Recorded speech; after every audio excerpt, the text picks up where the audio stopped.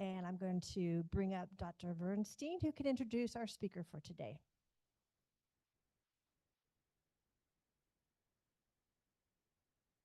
It is a true pleasure to introduce Casey today. He and I were both at the Water Management District. He was a couple levels above me. I was just the scientist. He oversaw programs like the Indian River Lagoon, and welcome Bob Ulanowitz here. But Stacy has been involved in natural resource protection for over 40 years. And he served in the state capitol as the Bureau Chief of State Lands Management and Assistant Director of the Florida Conservation Association. And he was 27 years at the Water Management District, the Assistant Director of the Department of Water Resources, where he oversaw programs like the Indian River Lagoon program, where I was an environmental scientist. And in his, quote, retirement, Casey's been pretty active serving on the following boards: Reunite the Rivers, the Florida Springs Institute, he's the current president, Florida Springs Council, Three Rivers Trust, and science advisor to the Great Florida Riverway Trust. And his colleague, Margaret Spontak, is not here today. She's busy preparing presentations to go to Tallahassee with for this project. So some of her work is incorporated by Casey. Welcome, Casey. Thank you, Bob. Thanks. So what was really great about working for the Water Management District back in the day is we had guys like Bob, scientists that were absolutely top notch. We had a bunch of them. The environmental sciences group that we had over 70 scientists and then, scientist types. And we recruited the best and the brightest. We made a lot of really good progress under administrations leading up to the Scott regime. Just say enough about that. So today I am going to do two presentations. I'm going to do mine, which is about the science of restoring the Ocklawaha River and why it's so important, not only to the Ocklawaha system itself, but the St. Johns River, Silver Springs, and even out into the Atlantic Bight. And then I'm going to give I'm going to do Margaret's presentation as well, since she couldn't make it. Like Bob said, we have some crucial meetings in class next week. We're going to try to get this project done this coming legislative session. So we're gearing up to do that. And Margaret really we couldn't afford to have her take the afternoon off to come up here and do this. But I have seen her in action a number of times, and I will do my best to bring forth my inner Margaret when I get to that presentation for you.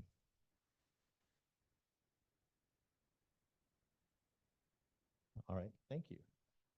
So I will give a quick orientation geographically and historically, talk about partial restoration because that is the option that's been chosen for this, and I'll explain why that makes sense.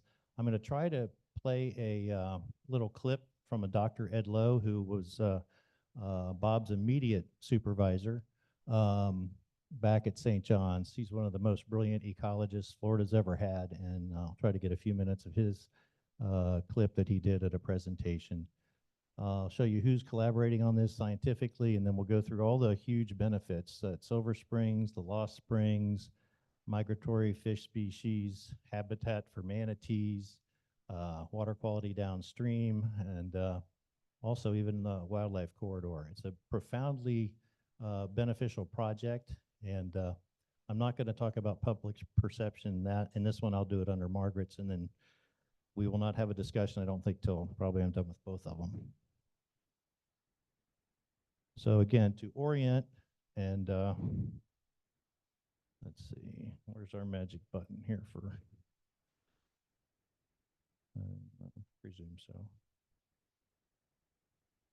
All right, okay.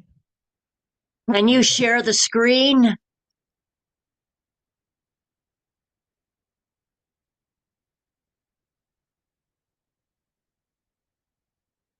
we go.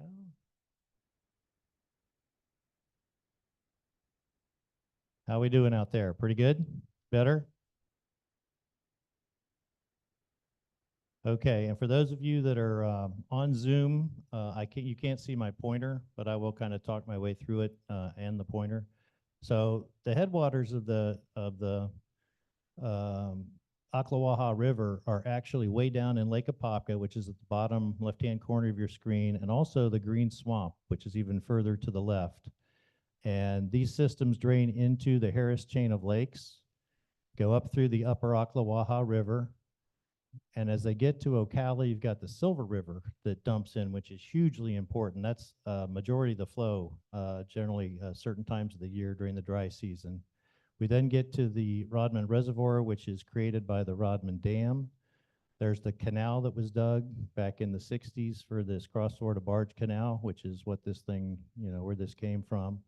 The natural river flows down toward Willaca, and then goes on so the system then flows past Palatka, Green Cove, Jacksonville out into the Atlantic Ocean and the South Atlantic Bight.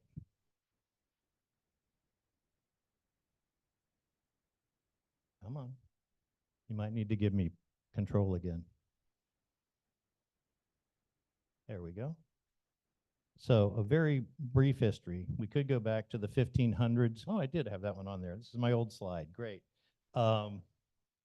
So it was a really good idea back in the day when you think about it. Instead of going all the way around the peninsula of Florida, maybe running up on the reefs and everything, if you could just cut across the state of Florida and go, toward New Orleans or whatever, everybody figured out that was a good idea. And actually, there was a project started in the 30s as a public works project, and they gave guys a bunch of shovels to start the project. They didn't get too far. But in '63, Congress funded construction. The dam and lock and reservoir were completed in '68. However, luckily, the National Environmental Policy Act was passed in '69/70, and this was stopped based on environmental concerns by Nixon. And frankly, it was because of a fellow by the name of Nat Reed, who was working for first Claude Kirk and then went up to DC as a Assistant Secretary of the Interior, kind of helped ensure that this thing got stopped. It took until '93 to actually get it deauthorized. There were still some people that wanted to keep this barge canal going. And then in '95, St. John's effectively completed studies. And a permit was applied for by the state environmental agency to get this thing done at an estimated cost of $25 million. There was an EIS that was completed. However, there were forces in the legislature that really didn't want this to happen because they wanted to keep their fishing hole that was created by the reservoir, and they precluded any action basically ever since. And just to, let me just go back a second. Okay. All right. So to give you a little bit better understanding of what this project or the original project was and what this project is, this was the canal that was dug to put barges in, bring them through here, have another series of barges all the way across the state of Florida that would exit over near Inverness. And that way you could, again, transport goods all the way across without going around the peninsula. However, since it was stopped right after this one was built, only one other one got built on the other end of the cross-Florida barge canal design. So you have the dam here, which causes the reservoir. You have the canal that goes out with a lock, so boats can still go in and out, although it's a huge lock for the average fishing boat that goes through these days. And then this again goes on down to the Silver River. So how to restore this? A lot of work was done. St. John's did a bunch of studies. DEP got those studies and said this partial restoration option makes sense, which what that does is instead of trying to return it to its absolute historic levels, like flattening everything, getting everything contoured just perfectly, removing the dam and everything, let's just breach the dam, get it back into flowing into the system, plug up the, shut down the lock, fill this portion in, actually leave this open to go out to the St. John's. We might want to put a marina there or something to enhance access. But in general, what you want to do, it's pretty simple. The essence of, and I think if anybody was here for Eric Marzov's talk last week, the most important thing in restoration is getting the hydrology right. You get the water right, and the system is going to restore itself, basically, with a little help. So basically, we just want to do this over a 3-year period.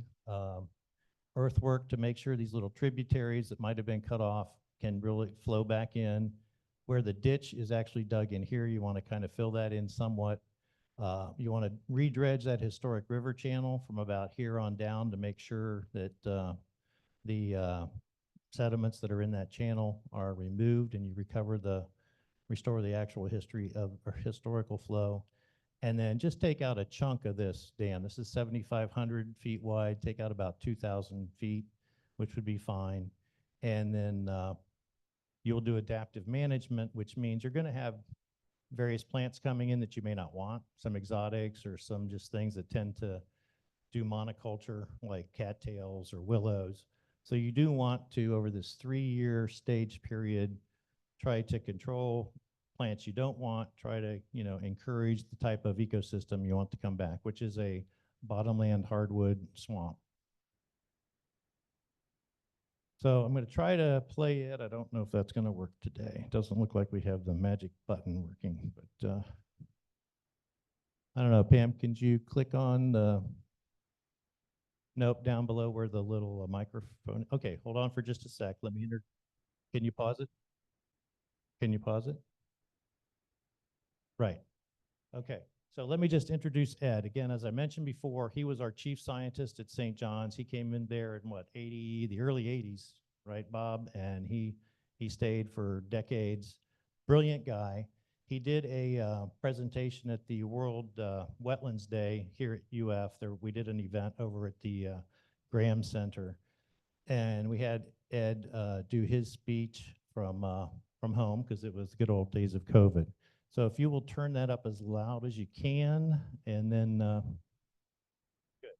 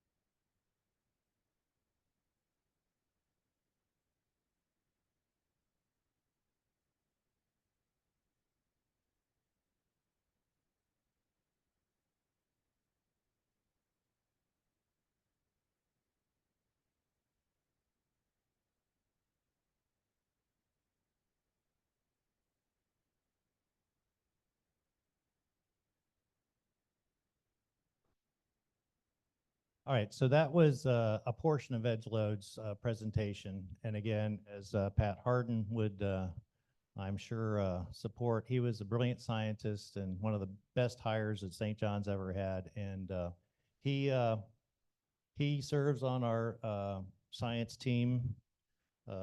He was co-chair for quite a while. He's had some family issues he's had to deal with, but he has helped craft our approach here to restoration. And so anyhow, we do have quite a cast of characters that serve on this. A number of these folks are formerly with the St. John's Water Management District. So we do have like resident experts, subject matter experts on the St. John's. We also have, for example, Bob Knight at the Florida Springs Institute. We have Pat Rose with the Save the Manatee Club. We have a number of professors and or former professors from UF. And everything that we do, everything that the Reunite the Rivers Coalition does, and everything that the Great Florida Riverway Trust does is fully vetted in science. We're going to only tell the truth. And there is opposition out there that will manufacture some other stories, but we obviously have a very strong bench to refute any, contrary views to the science. So let's get on to the particulars at Silver Springs. Again, perhaps Florida's first big-time attraction, well before Disney. Bob Knight has indicated here that you really cannot restore Silver Springs without getting the dam out of the way. All these species, as Ed mentioned, going back and forth up and down the system no longer can, and therefore we've had tremendous changes at Silver Springs. Right now, and interestingly enough, we have a better data set on this spring than probably anywhere in the world, because a fellow by the name of H.T. Odom at the University of Florida did his original research on Silver Springs in the 50s. Bob Knight did his PhD work on Silver Springs in the 70s. St. John's hired Bob Knight to do a retrospective in the mid-2000s. And so you can see a lot of data and a lot of change. You can document a lot of changes. And the primary change that is most obvious is the biological species now used to be a very good cross-section of numerous species. It's now like 86% shad. So, I'm sorry, blue tilapia. I apologize. Blue tilapia, which is an exotic. And again, we need to get the natural system working again to get the natural historic species there again. Believe it or not, I didn't even really realize this soon enough. There are 20 springs along that river system that are now underneath 18 feet of water. So you cannot enjoy these springs. If you go up to the Santa Fe River, for example, there's a spring here and a spring there and a spring here and a spring there. These guys are all underwater. You can't see them. Their flows are, completely suppressed. Occasionally there are what they call drawdowns, and they're going to do one this coming year to bring the reservoir down about 8 feet, from 18 feet to, 18 feet to about 11. And you will start to be able to see the emergence of these springs, but then they bring the reservoir right back up and they disappear once again. So bottom line on springs is that considering the benefits to Silver Springs and the fact you could get back 20 springs, this is by far the most important springs restoration project that you could possibly have anywhere in the world. And this is a little better example of this is what they look like today when they're covered up. And again, once you start doing the drawdown, this is an aerial shot. You can see the spring starting to emerge here, and you can see clear water coming out at Cannon Springs here. And this is a painting of Marion Blue back in the day before the reservoir. So which would you prefer? And again, as Ed mentioned, the species that go up and down this system, or at least used to, no longer can. This is a pretty good example of the ones that are most adversely affected. You used to have these huge catfish going up and down. There's even one of the spring vents at Silver Springs was called the Catfish Hotel. And when you went out in the glass bottom boat, you'd see all these catfish swimming around under there, and that was the Catfish Hotel. Catfish Hotel's closed now. There are no catfish in the Catfish Hotel. American shad's a very popular sport fish. It cannot get past the dam. The striped mullet, some have gotten up there, but frankly, the populations are much lower. And if you had a heavier population of striped mullet, they'd be feeding on a lot of the algae that is currently problematic in Silver Springs. So increasing the population of those. The striped bass is a very popular sport fish, and the only documented location where striped bass reproduced in the entire St. Johns River system, which is a 300-mile system, was in the Ocklawaha. So that area has been totally inundated, and they no longer reproduce. Any striped bass in the system now have to be stocked. So we could theoretically restore that reproduction of the striped bass. I put eel on here. It's not a real sexy species, but it actually biologically is enormously important. It's one of the species that goes all the way from Silver Springs, for example, out the Ocklawaha, St. John's to the Sargasso Sea, and then comes back in. So when all these, and there were a lot of them, there were commercial fisheries of American eel. There were so many going up and down the system. And so there was a fishery for humans, but all the critters that used to feed on these, this was a great, food fish for a lot of different species. And that does no longer happen going up and down the St. John's, nearly to the extent it used to. And it's possible, Ken Sulak, who's probably the leading expert on sturgeon, he thinks you could definitely restore the sturgeon population back to this system.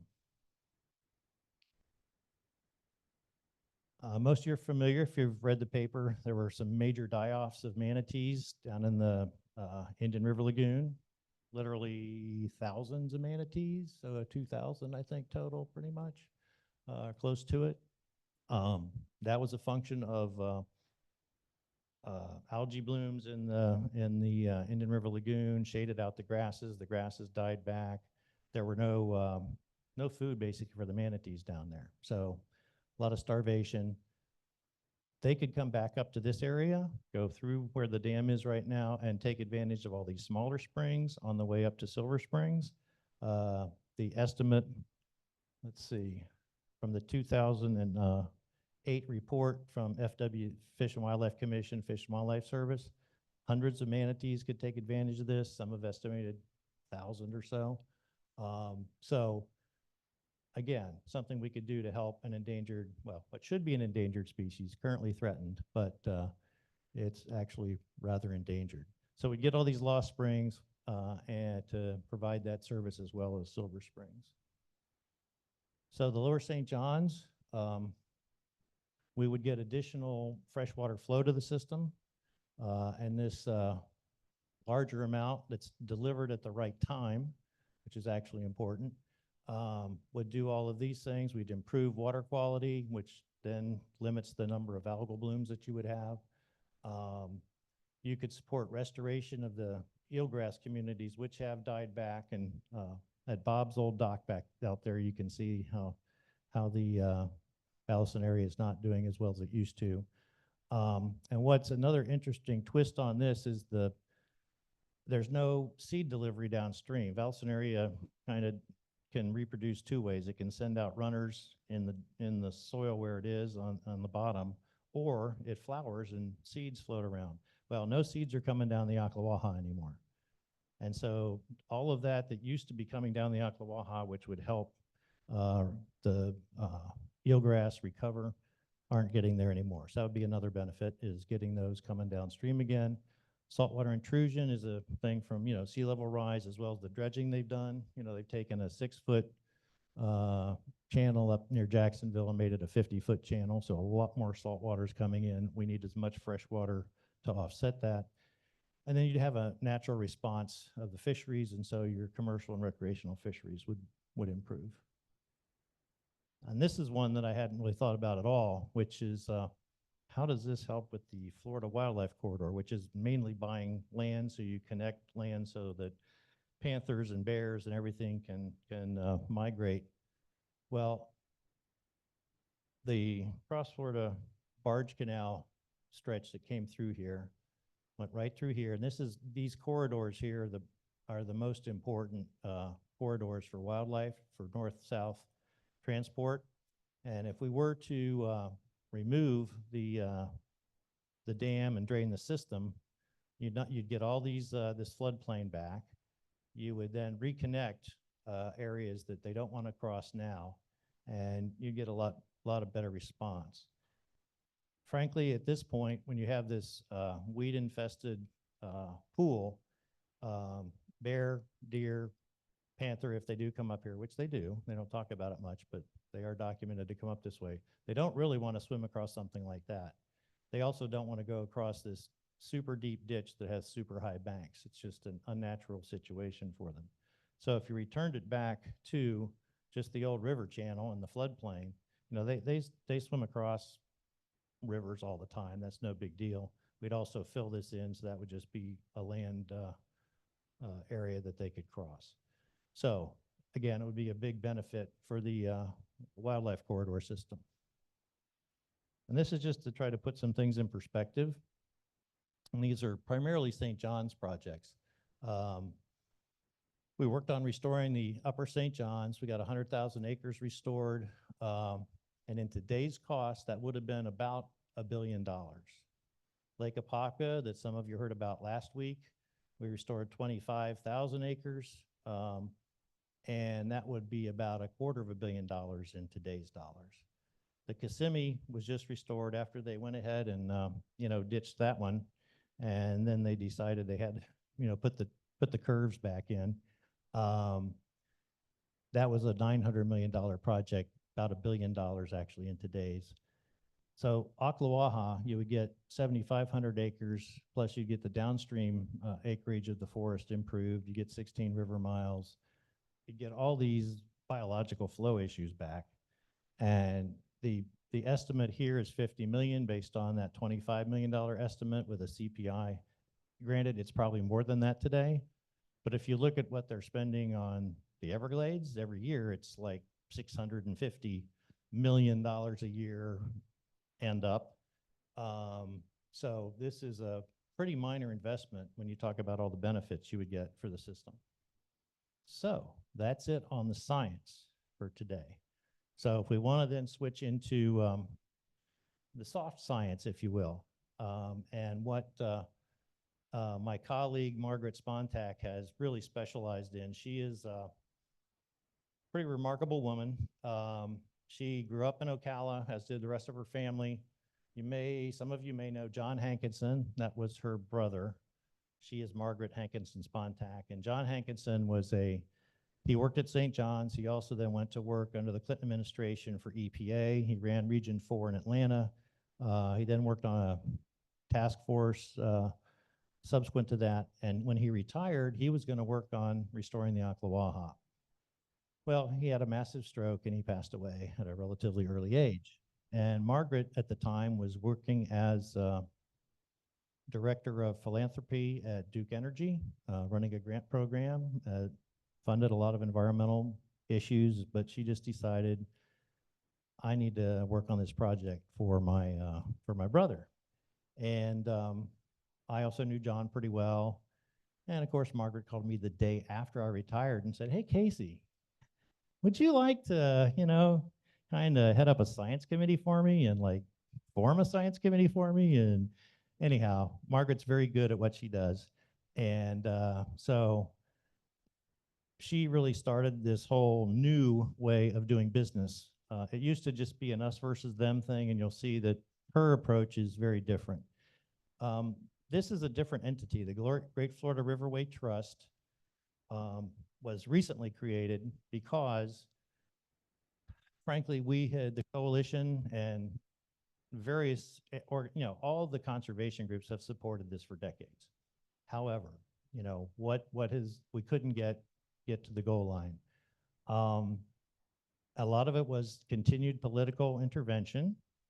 And, there's also just inertia. It's so much easier to not do a darn thing. And so we really had to figure out a way to move the ball forward and all the way into the proverbial end zone. So this entity is a more political entity. It's a 501c4 instead of a 501c3. And that allows this organization to do more in terms of the legislative work. And Margaret essentially resigned from the trust, or from the coalition, and now is heading up the Great Florida Riverway Trust. So her strategies for success, communicating for change, integrating recreation opportunities. Let's show people what they could have instead of what they currently have. And then let's talk about the economic benefits of that transition. Putnam County is one of the poorest counties in the state. If you look at most of the metrics, they come in the bottom 5 out of the 67 counties. So this reservoir has not been a big economic boon. It's always been talked about, oh, this is a great fishing hole and people come from all over. And frankly, it did come for a while, but you'll see in the data, they haven't been coming much anymore. And so it has not been an economic boon. And so there are huge opportunities here, and that's very important to the decision makers right now in Tallahassee in particular. What are the economic implications? So we have a 3-part strategy. We want to get funding for the restoration. We want to fund some of these recreational opportunities. Again, so people won't see, oh, they're just taking away my reservoir. They're going to see, oh, we're going to get all this other stuff that's pretty cool. And then also an economic development package to go with it for Putnam County, just frankly to sweeten the pot a little bit. So we want to do a multi-county system focus too, because the issue is it's almost always been viewed as a little Putnam County reservoir issue. But in fact, as you saw, this thing goes all the way down to the greater Orlando area and goes all the way out by Jacksonville. This is 12 counties. And so we have engaged with legislators and others up and down the entire system so that it's not just viewed as a little local system, because it's not. The ecological and economic benefits will go up and down 12 counties. Building a bigger tent. Margaret, again, is a very good. Can you share the screen for the Zoomers?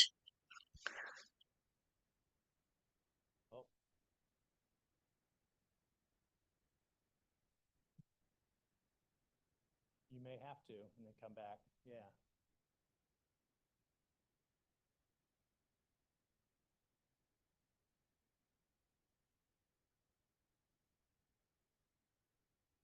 That's good. I can read Margaret's notes for a minute.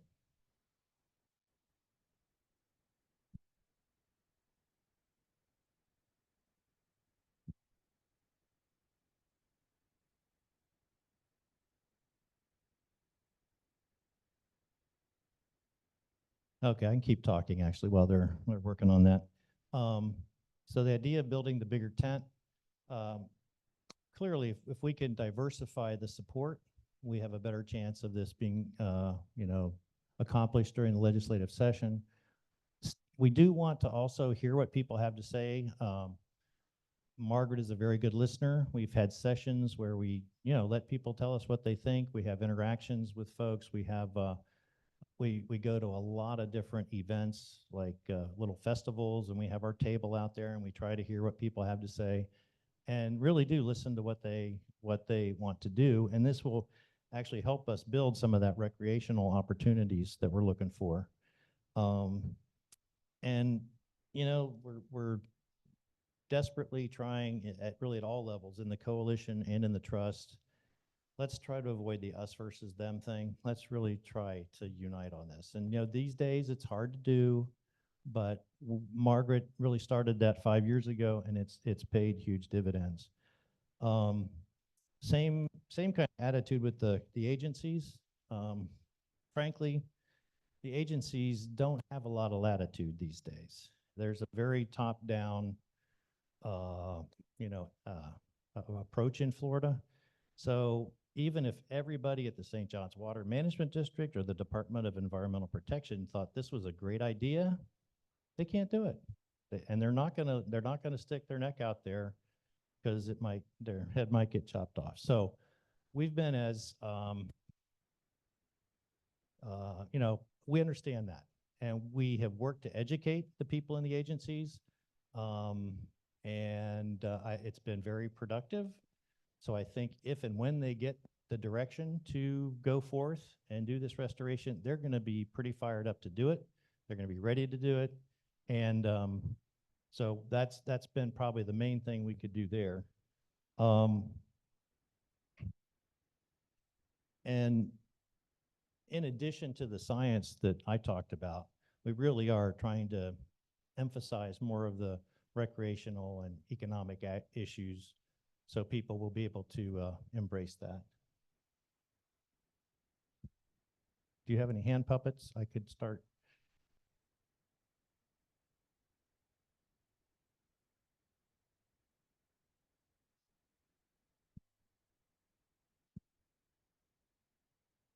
This would require a lot of permitting.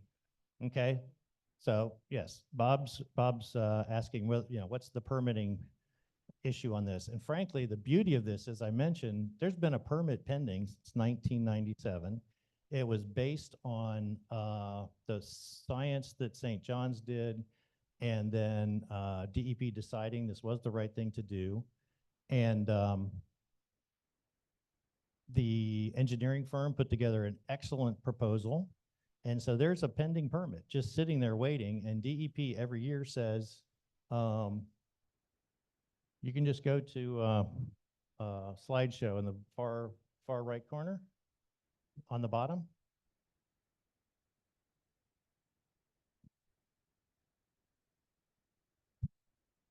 Okay.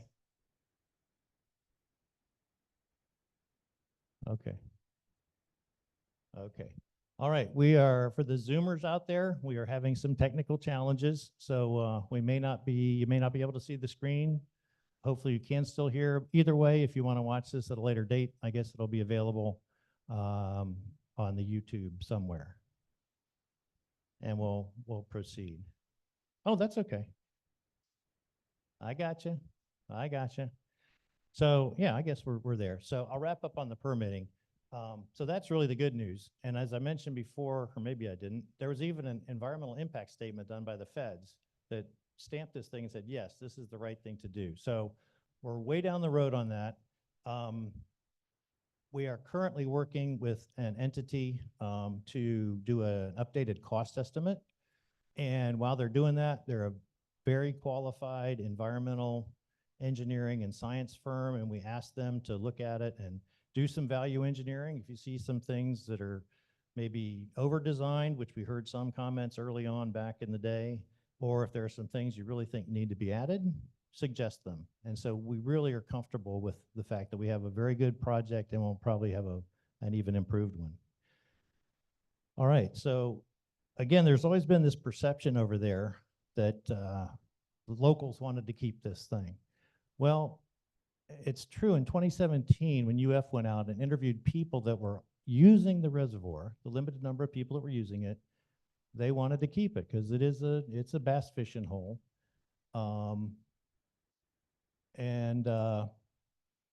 those were the stats. When we came back, actually St. John's did a survey, and over 80% of the people came back in that survey said, no, you should restore the river. Well, some people didn't believe that.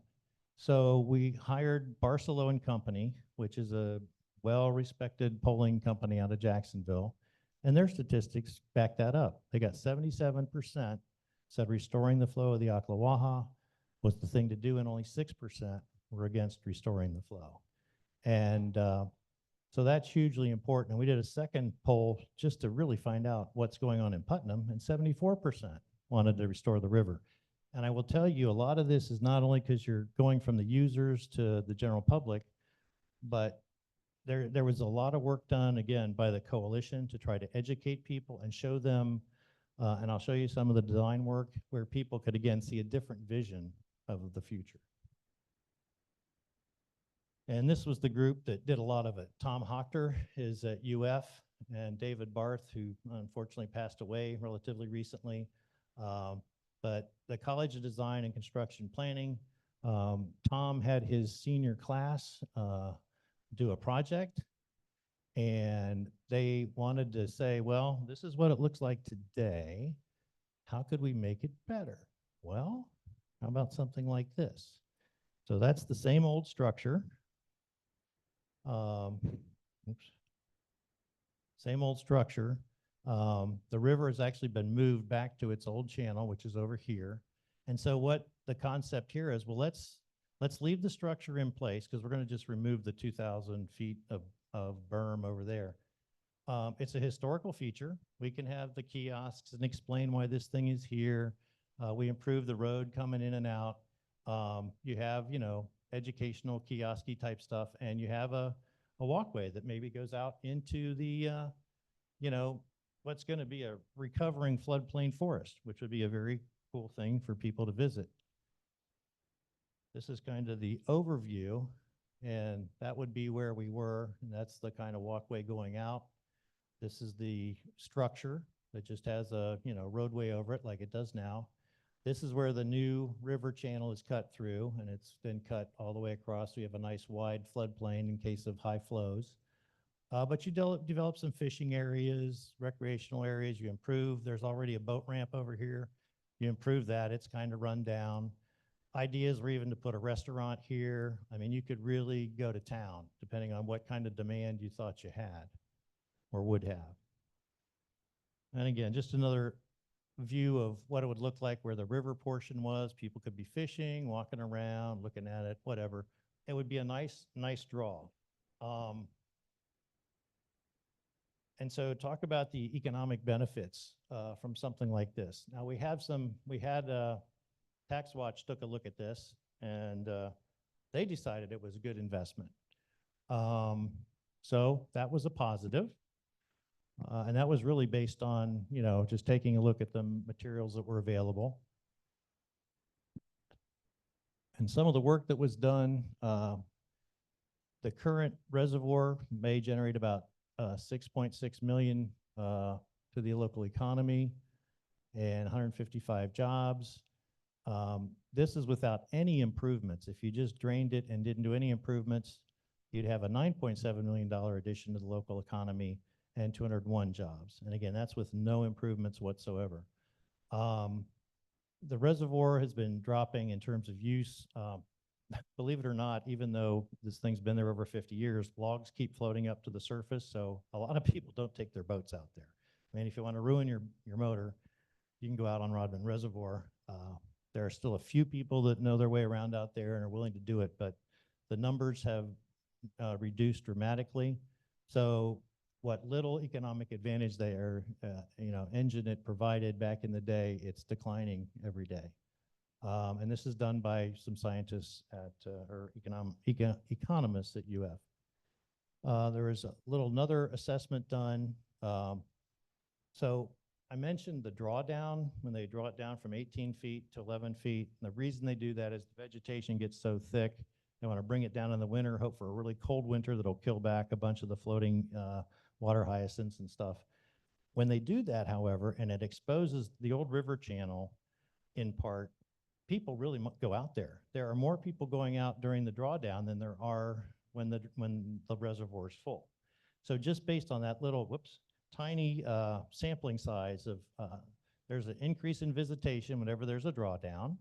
So you can assume, you know, minimum of 28% increase. But frankly, if this thing was available all the time and you could paddle through a restored floodplain, I think you'd have a tremendous increase over that.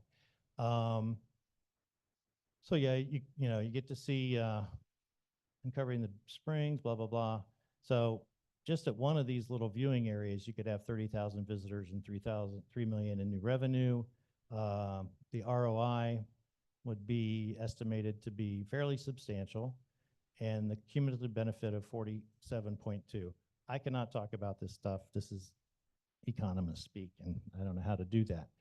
But again, this would be without added recreation infrastructure. And it doesn't include another idea we have of putting a manatee viewing center under the water, if you will, so you could look into Silver Springs when the manatees came back. I mean, that'd be a huge draw. There are a lot of great ideas out there that we would like to promote. And again, this work was done by folks at UF. Now, again, another thing I hadn't thought about much at all, Wielaka is a very low-lying area, just to the, well, right across the St. Johns River from the mouth of the Ocklawaha. And this is in DEP's own report. They estimate, and this is probably about 4 or 5 years old, $57 million in economic risk and risk to life, 539 properties, and if this thing happened to fail. And it was built for 50 years. It's now been 55 or so, 56 now. So if it were to collapse, these people could be adversely affected in a major way. Interestingly enough, I think it was last winter, spring, a fellow went out there and he was holding up his detonator in his hand. He had a backpack and he was threatening to blow it up. DEP was freaking out. The locals in Wielaka were freaking out. They had no evacuation plan. They were going to have to, this is like it was in the 1930s. They were going to have the police department drive through the neighborhoods with bullhorns and say, and if this thing collapsed, you'd have 1 hour to get out. So they were going to go through with bullhorns and, tell people to skedaddle. Anyhow, the guy was not mentally sound and he had, socks in his backpack and it was a TV remote. But the issue is something like that could happen.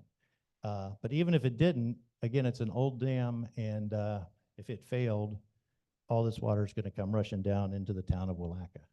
And frankly, the new chairman or president, whatever her term is, of the Reunite the Rivers is a city commissioner of Wielaka, and she is very concerned about her citizens. So, some other economic opportunities. As some of you may know, Bass Pro has acquired about 6,000 acres in the area, just on the other side of the St. Johns River. So there could be some great opportunities for some public-private partnerships. Some of these ideas of not just at Rodman, but at Buckman, you could do some work. Ramp extensions to make sure you still get people to the river and back. And again, some of these economic projects that Putnam County has wanted for some time, and Ocala, there could be some things to do there. So the work to be done, like I mentioned, we're getting an updated project cost, because if we're going to get the legislature to fund this, we need to be able to tell them what it's going to cost. We are updating leadership. Like I said, we're going to Tallahassee to talk to some folks in Tallahassee that we hope can move this thing forward. We have expanded local engagement tremendously. We've been on the rubber chicken circuit with the Rotary clubs and all that sort of stuff. We're also going to the Ocala, Marion County Chamber of Commerce next week. They may even want to officially endorse this. So we're trying to get those kind of folks educated and engaged.